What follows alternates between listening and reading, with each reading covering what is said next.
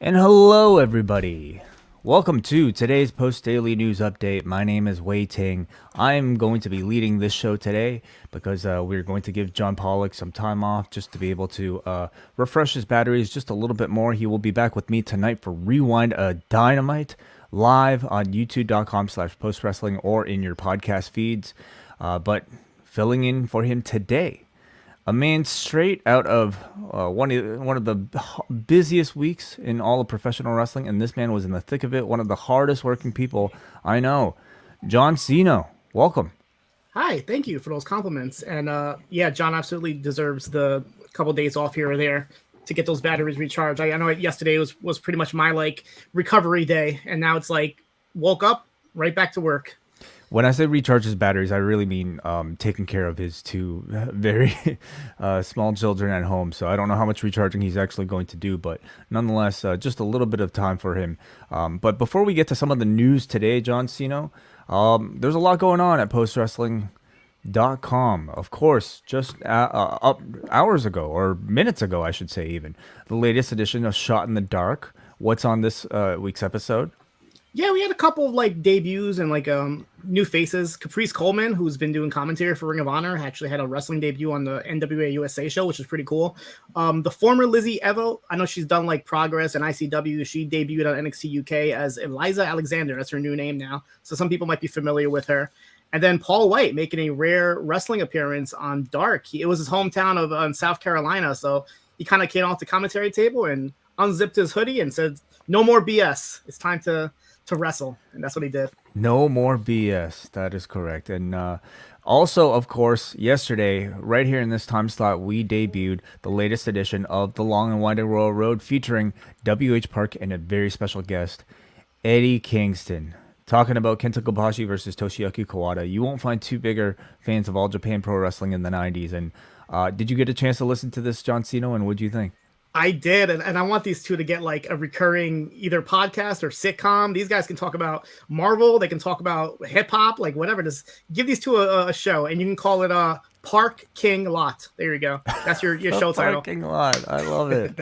Oh goodness, it was great though. It was great to hear Eddie. You can tell Eddie loves this stuff, and WH was great as always. But yeah, this was a really good listen. I listened from the second it went live on YouTube, and it was a great show. The passion that Eddie Kingston has in his voice when you see him talking about this professional wrestling is really great. As somebody who, I think when people talk about his wrestling, we can all sound the same way, but you get to see what clearly has inspired a whole lot of his wrestling and his philosophy as a professional wrestler. So go and check that out, everybody. That's available on this particular feed if you're listening in podcast form, or also this YouTube channel. Just scroll down a little bit below. We have a few news topics, of course, John Siino, to get through, and the first of which comes with the Raw After WrestleMania ratings. Everybody is wondering, well, how did this show do? What were your expectations going into this Raw? I felt like it was going to be pretty big. I mean, obviously you have the Cody factor. It's the first Raw After Mania in front of an actual crowd in 2 years. And just the overall positivity I think that came out of WrestleMania, I felt like it was going to be a pretty big show, pretty big rating. And you would be right, Siino, because this Monday's Raw After WrestleMania scored its highest viewership in over 1 year, averaging 2,101,000 viewers, the highest since January 4th of last year, which was the Legends Night edition featuring Hulk Hogan and Ric Flair. The show also, as I bring up Brandon Thurston's lovely charts here, averaged 0.63 in the demo, the highest since the night after SummerSlam. These numbers coming to us from WrestleNomics Brandon Thurston, as well as Showbuzz Daily. The show got off to a huge start with the return of Cody Rhodes, peaking with Kevin Owens promo and Miz versus Dominic all in the first hour. This was the highest hour since Raw's empty arena debut back in March of 2020. All of this was made even more impressive as Raw was going up against a Kansas versus North Carolina championship game in the NCAA tournament, which won the night. The Canadian number, though, especially was massive, a 349,000 viewership average with 207,000 in the Prime demo. John Pollock in this report says that in the time that he's been receiving Canadian numbers, nothing has come close to this number. So Canadians were very interested in Raw on Monday. And you would notice obviously more than I would, but did like Kevin Owens or Sami Zayn get like any like extra coverage like coming out of this? Like did they kind of like were spotlighted in any way? I would not know this more than you would, John, because outside of like this news, I don't follow any sort of news, and that includes the news in my own country. So I'm just curious if like maybe like on your 10 o'clock news or whatever, like, you know, Kevin Owens, Canadian star, main events WrestleMania, or Sami Zayn gets smacked by a hand, like things like that. I feel like maybe could have gotten the Canadian viewership up. the Kevin Owens effect, I do wonder maybe if that had much to do with it. I mean, for me, I'm thinking it's mainly just because of the general buzz surrounding WrestleMania. You have Stone Cold Steve Austin, maybe a bit of interest in Cody Rhodes as well, probably playing the most factors here. But yeah, a lot of people watch this particular. A lot of people. What's of note, of course, is that, you know, contained within that peak of Kevin Owens and the Miz versus Dominic segment, also contained the return, or should I say the debut of Ezekiel, as well as a return of Veer. So those are the draws, I think. Yeah, people are going to come back next week for those guys, right? For Veer and Ezekiel. Like, yeah. I think I made this joke with you. I want Ezekiel to show up every week with a brand new gimmick, like just totally like some like Moon Knight / multiverse like gimmick for one former Elias. Like if you can magically come back with a beard next week or something, just like something like wacky, like, because obviously like who knows what this Ezekiel thing is going to be. Hopefully it's not going to stick to this, but I have no idea what they're going to do with this one. The dual identity gimmick, I think would be really interesting. Like it's his alter ego that he only like flickers in and out of without realizing. Okay, all right. Well, in other news, we have ROH Supercard of Honor. According to Dave Meltzer, actually, in the latest Wrestling Observer Radio, he reported that Friday's ROH Supercard of Honor show captured over 20,000 buys through streaming and traditional pay-per-view platforms. This is a massive jump in interest from your typical ROH pay-per-view.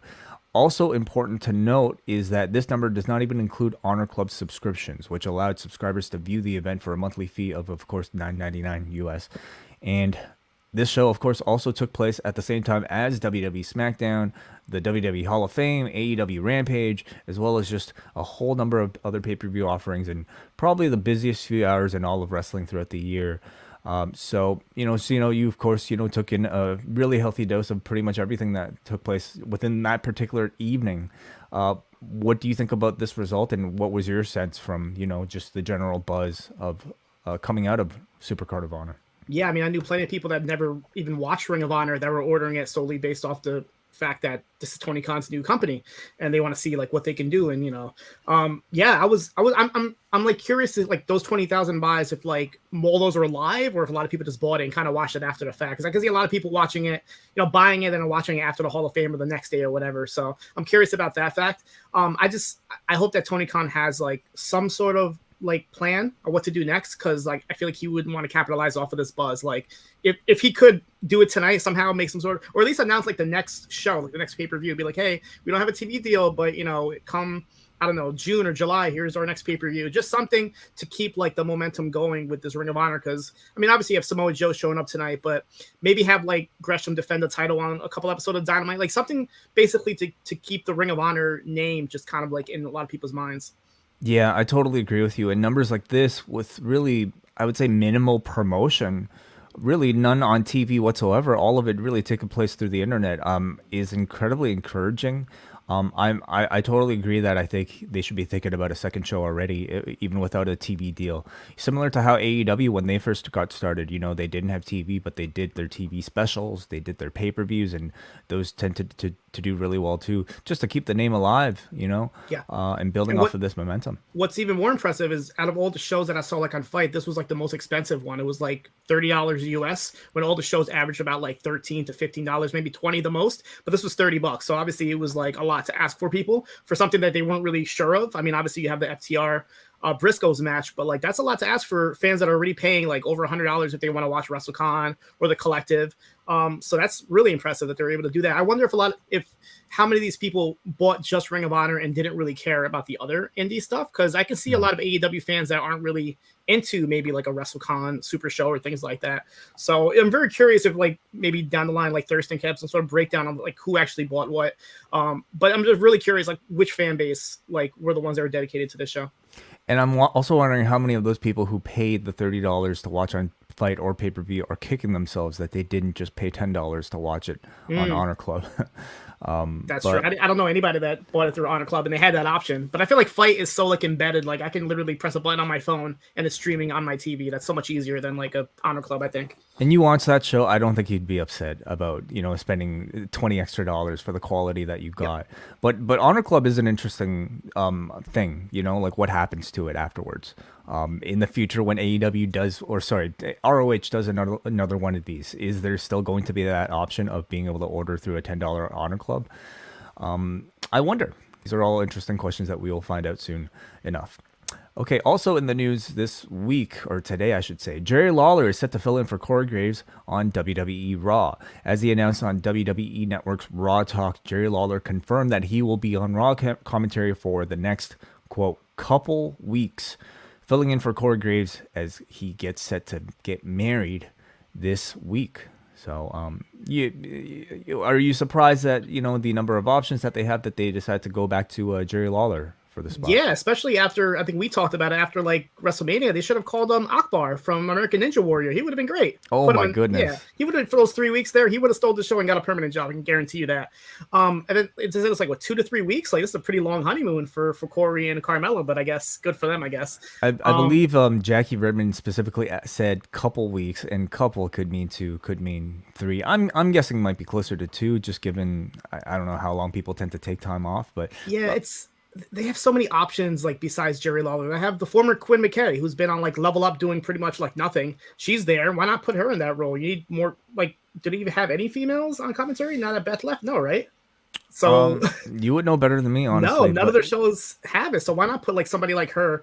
I mean, I don't know. Is Ian Riccaboni contracted anywhere? We don't know. They could have called him up for, like, a couple weeks. Just anybody but Jerry Lawler, I feel like. Like, unless they have some sort of, like, angle planned between, like, I don't know, somebody and Jerry Lawler. I don't know why they would put him there.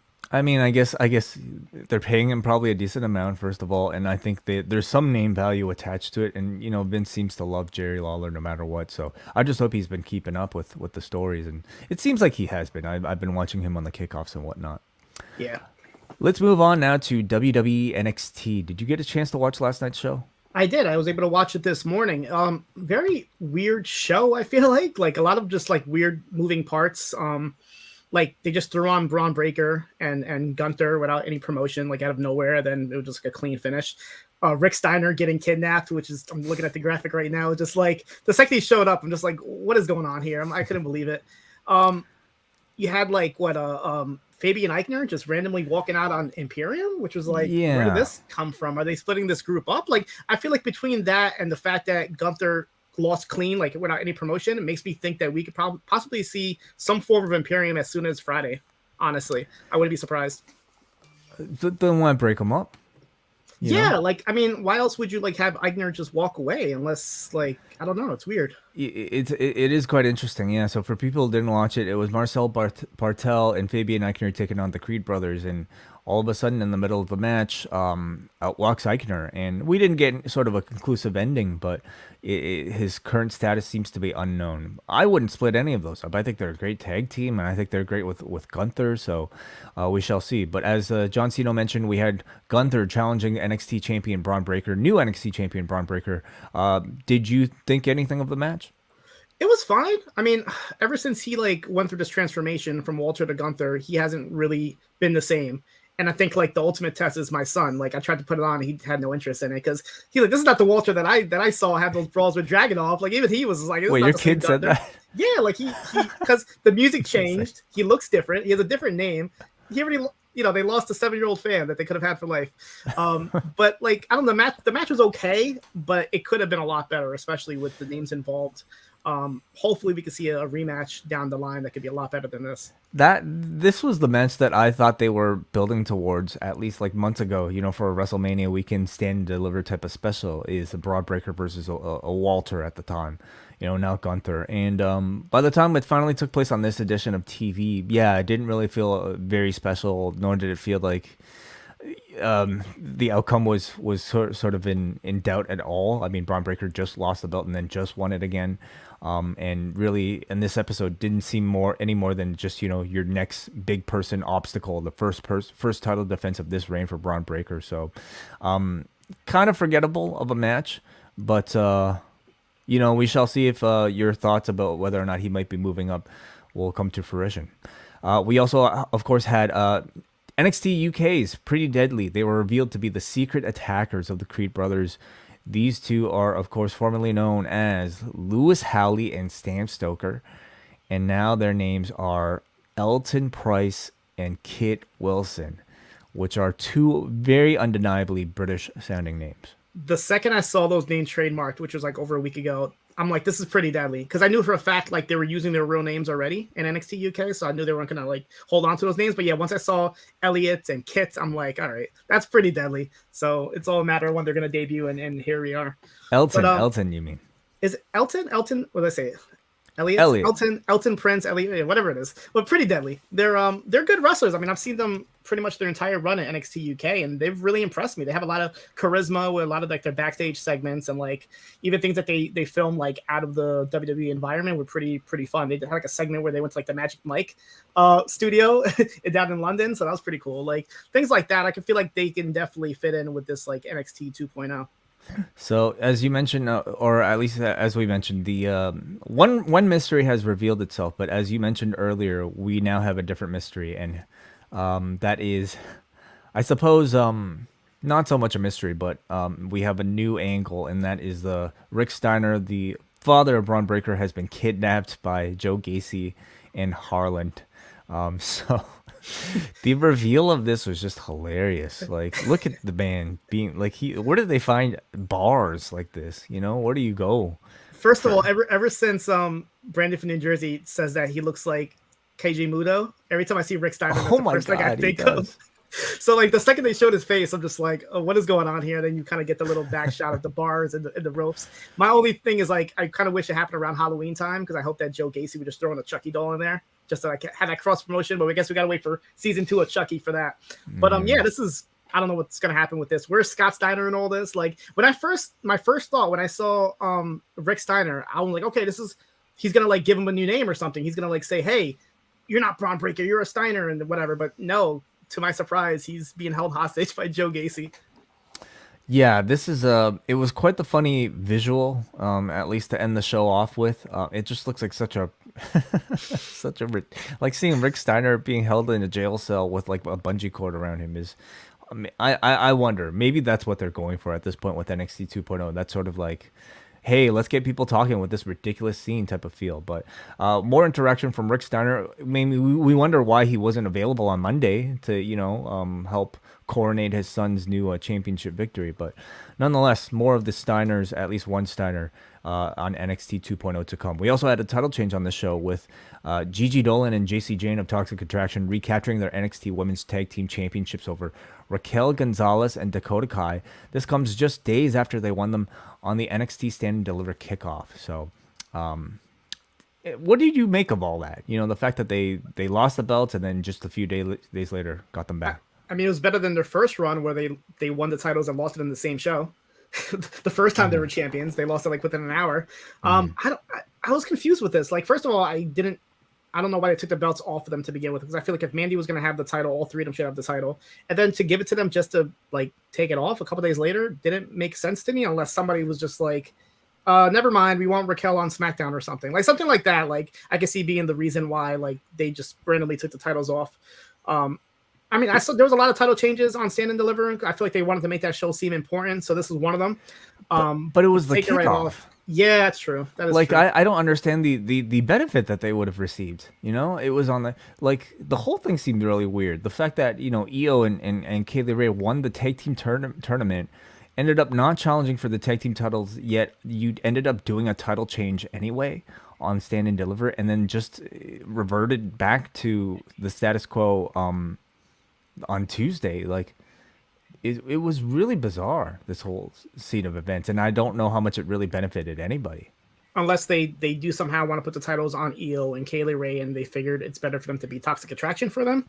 I don't know. It's really weird, but yeah, I don't see what's next with Toxic Attraction, because I thought with two of them losing the titles, it could be one step closer to them moving up as a team. But seems like they're going to stick around now as they're all champions again. Okay, so for a full review, of course, everybody go check out Up Next. I believe their show will be up very shortly. A bit of a slightly delayed version of Up Next today, but we have a bit of time, John Siino, so I figured we might actually try something completely brand new here on the Post Daily News Update. For those of you guys that are tuning in live today, we're going to open the phone lines, actually. And this is something I might completely regret a bit later. John Pollock might be texting me feverishly saying, "What are you doing, Wai? You can't do this. You can't open up the phone lines to everybody." But I'm going to try this, all right? So in these chat room right now, if you're on YouTube, you can find, or actually on Facebook, you can find our link to StreamYard. What I need you guys to do is to prepare your microphone, your camera, and then just log into this link. And if you enter this room, I will go to you. All right. So, John Siino, hey, you're here for the ride. You're going to take the blame if it goes horribly wrong. All right. Okay. So one more news item to get to as we maybe wait for some calls. And if we don't have any calls, then that'll just be the show. But today, of course, tonight, AEW Dynamite returns, and the card so far that we have is it's actually quite a bit of a big one here. We've already got, of course, we have Samoa Joe making his AEW debut. He is not just only appearing, but he's also going to be wrestling in the Owen Hart qualifier matches against Max Caster. Obviously, I think we can anticipate who's going to win. But what are you expecting from Samoa Joe beyond maybe, him having a match? First of all, I can see somebody who didn't watch Ring of Honor or go to social media just randomly turn on Dynamite and be like, "Whoa!" Like, total shocker that Joe is there. Because if you only followed AEW Dynamite, you would have no idea that he's on the show. Yeah, I feel like Max Caster is like the go-to guy like now for like whenever people like have their like first matches or debuts. So obviously we're gonna get some sort of, I guess, verse freestyle to Samoa Joe. So that should be pretty exciting to see what he's going to say about that. But yeah, I mean, Samoa Joe's, I don't know who else is going to be in this tournament, but he's already a heavy favorite, I feel like, to win this whole thing. Yeah, I think so too. I mean, seeing him in the mix completely, I think, just opens up so many different possibilities. But yet it's yet another name that is there now trying to fight for airtime when you've got guys like Keith Lee and who knows who else, right? But Joe, I'm certainly happy to see him in the mix, and it's been a while since we've seen him wrestle. So just even that, I think in itself will be interesting. We also have in the women's side another tournament qualifier in Hikaru Shida versus Julia Hart. Obviously, Julia Hart, the underdog here. Do you expect an upset? Honestly, I kind of do, and there's a couple of factors. Number one, her last name is Hart, right? She's got to win this thing, like just for the last name. Number two, we've been seeing some sort of like transformation with Julia Hart. This could be like the final, I guess, heel turn, and maybe like a Serena Deeb can, that was never resolved, that feud with her and Sheeta. So maybe Deeb could come in and cost Sheeta the match, and then Hart can advance. But I can definitely see this being like her, because she's been cheating a little bit to win her matches on Dark. So I can see her definitely like cheating to get the victory here. You mean Sheeta or Deeb? Or sorry, or Hart. Julia Hart's been cheating, yeah. Right. We also have the for the ROH and AAA Tag Team Championships, FTR versus the Young Bucks. This, of course, comes after the angle shot at Supercard of Honor, where the Bucks attacked not only the Briscoes, but then proceeded to be challenged by FTR for a match right then and there, to which they said no. And instead, we're getting the match tonight for both set of titles. What do you expect to be the outcome of this one? Yeah, I mean, I can't see a title change with them just winning the Ring of Honor titles. It's a long shot, but possibly some sort of appearance by the Briscoes. I mean, obviously, if everything is resolved with that, I can see them kind of at least sitting in the crowd or doing something. But the match is going to be phenomenal. I feel like this match should hopefully get like 15 to 20 minutes. I would open the show with this match, honestly. I would have this be the opener and just start the show pretty hot. But yeah, I'm really looking forward to this match. Yeah, I'm really looking forward to it too. I mean, this to me would be something that is very much pay-per-view caliber. I feel like we haven't seen it in a bit, and I'm not so much expecting a title change either. But you really never know. You really don't. So I'm also anticipating something with the Briscoes. Yeah, that's really the biggest question to me coming out of Supercard of Honor. You know, what do you do with them? I would say that they received a really good reception, and as far as like the controversy goes. I honestly haven't seen much of it from the fan base, you know. Like, I think a lot of people at this point kind of understand that the things are that Jay Briscoe said at one point were inexcusable. But I mean, I feel like we have enough stories of growth within them that it feels like, you know, at least the hardcore wrestling fan base is largely ready to accept them on a main stage again. If we don't see the Briscoes, what about an appearance from the Gates of Agony, as Tully still needs to get a little bit of revenge from getting fired? Oh, okay. That's a very interesting call as well. The Gates of Agony. Yeah, yeah, perhaps. I mean, you know, until Ring of Honor gets its own TV show, all those acts are going to need a new home. Yeah. And I felt like Ring of Honor was a big show for them to debut a lot of them. So like even people like, yeah, Brian Cage, I'm expecting to eventually pop back up onto Dynamite in the meantime. We also have the Butcher and the Blade versus the Hardys, and also Christian Cage versus Adam Cole. So yeah, that's Dynamite so far. And I mean, typically at about this time later on in the afternoon, you might get a few more announcements from Tony Khan. So be on the lookout for that. And that's it. You know, I'm guessing people are a little bit shy, which is more than fine with us. We managed to fill a whole show here, John Siino. But what are you looking forward to tonight? Yeah, I mean, definitely. I hope some sort of like, besides Samoa Joe, I hope it's some sort of like a Ring of Honor announcement or some sort of like presence on the show, maybe. I wouldn't do like an invasion, but I would definitely have like people like, you know, Tully Blanchard's Enterprise or whatever, show their faces and just kind of keep that Ring of Honor momentum going here. Maybe Gresham makes an appearance or somebody challenges him. I can definitely see like a Bryan Danielson and a Gresham being announced for like Battle of the Belts. Why not put like one of the I'm not sure how long Battle of the Belts, if it's going to be an hour again this year, but if they have room, why not put the Ring of Honor championship on the line on that show? That will definitely get a lot of people to watch. It's a great idea.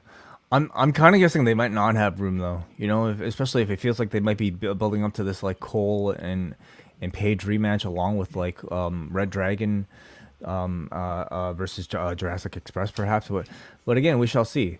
What I'm looking forward to is the next edition of MCU later, John Siino, because we will be talking about Moon Knight, me and WH Park. Did you get a chance to watch episode 2 yet? I did. I watched this morning. It was good. No spoilers. I didn't enjoy it as much as the first episode, but I definitely like the direction that they're going with. Yeah, I'm really looking forward to it. And I'm looking forward to Doctor Strange as well, as tickets went on sale this morning. I got my tickets. I'm pretty sure you said you got yours, right? I got mine as well. Yes. So that's what I'm like looking forward to the most. But Moon Knight is definitely like is a really, really good show. It doesn't even like feel like a Marvel show, and that's like a good thing. It's just like a show that's captivated me. It's incredibly cinematic. Like it feels the most like a movie of any of the TV shows thus far. So yeah, I'm looking forward to talking about it with WH Park and a number of our guests. So that kind of wraps it up for us, everybody, today on the Post Daily News Update. John Siino, I want to thank you for joining me here. Where can people find more of you? Sure. Check out my work on postwrestling.com. Obviously, all my reports are there from WrestleMania week, as well as my live reports for Dynamite, which you'll see one tonight. Shot in the Dark is on there as well, so give 15 minutes of your time to listen to that. Then follow me on Twitter, Siino Evil, CNOEVIL. I'm usually tweeting things out, some wrestling news and suggestions, things like that. And check out Up Next. This is the road to Up Next Mania, as I will be challenging my good friend, better enemy, Fire Frank, for the BDE championship in about a month or so. So yeah, I'm gonna start after this. I'm gonna start training. I'm gonna do my montages of getting ready for this monumental match. You're gonna need it. Like I don't know. Like I know you watch a lot of wrestling. You know a lot about wrestling, but man, Frank is a monster. Yeah, and the thing is, I know a lot about Frank too, so I know what his weaknesses are. Like I think I said this in a previous show, but I'm definitely gonna have some talks with Frank's parents and go to his house and take some orange juice out of his fridge, and and find out all his weaknesses before this show. You're going that deep, okay? Oh yeah. It's a big matchup, everybody. So go and check out our friends at Up Next, and I'll be back tonight with John Pollock, and we'll see you guys then. Take care.